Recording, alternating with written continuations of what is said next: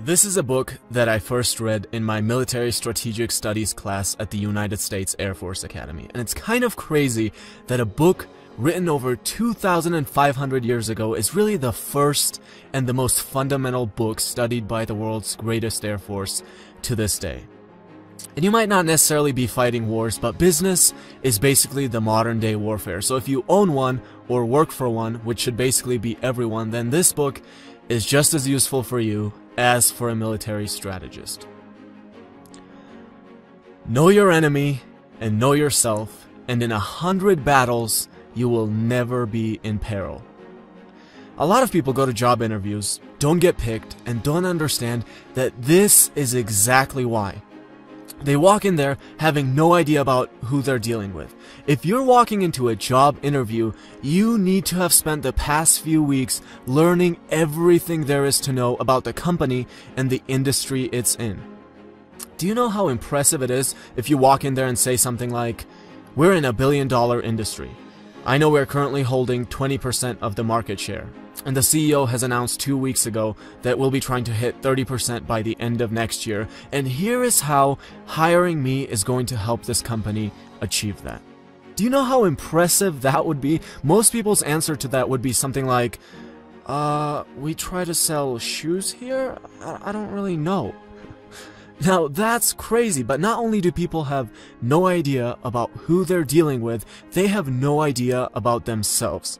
Most people, if asked, "Hey, why should we pick you?" have no idea how to answer it. It's like, I guess I'll work really hard? No, that was the answer that the 20 other people before you gave. Why are you better than all the other ones? Objectively, what are you capable of that makes you better than all the other ones? Know your enemy and know yourself, and in 100 battles, you will never be in peril.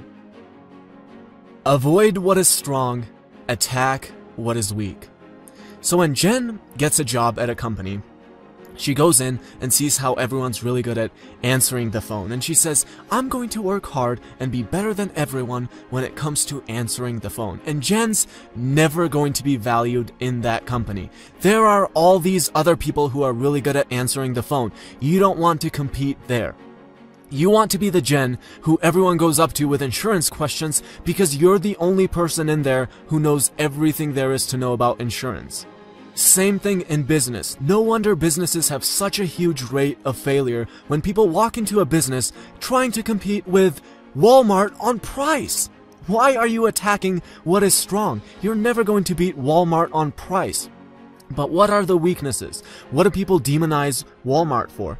The cup was made with the tears of Chinese children. The cup has nothing authentic about it. So all of a sudden you say, "Look at my cup.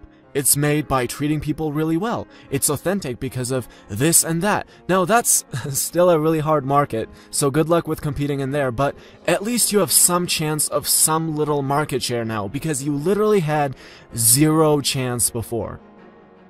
To win 100 battles is not the height of skill. To subdue the enemy without fighting is. It's amazing how everyone's obsessed with suing today. There's definitely a time when fighting is the last resort, but a lot of these cases could be solved just by picking up the phone. Picking up the phone costs nothing. Suing people will cost you a lot. And I love when people finally quote-unquote win and are so proud, because that's all you can be, just proud. Because if you looked at it rationally, you have spent endless amounts of money, years of your time and energy, and all that opportunity cost, and now you quote-unquote win. Maybe the benefit was higher than the cost in your situation, and that's awesome, congratulations, but a lot of times it's not. You're smarter than your opponent. You don't rely on emotions like anger and pride to decide if you're going to fight or not. You always take into account the cost, and you do everything you can to win the battle without actually fighting it, because you know that fighting has a cost, and that cost is huge. So the three big ideas are: know your enemy and know yourself, and in 100 battles, you will never be in peril. Avoid what is strong, attack what is weak.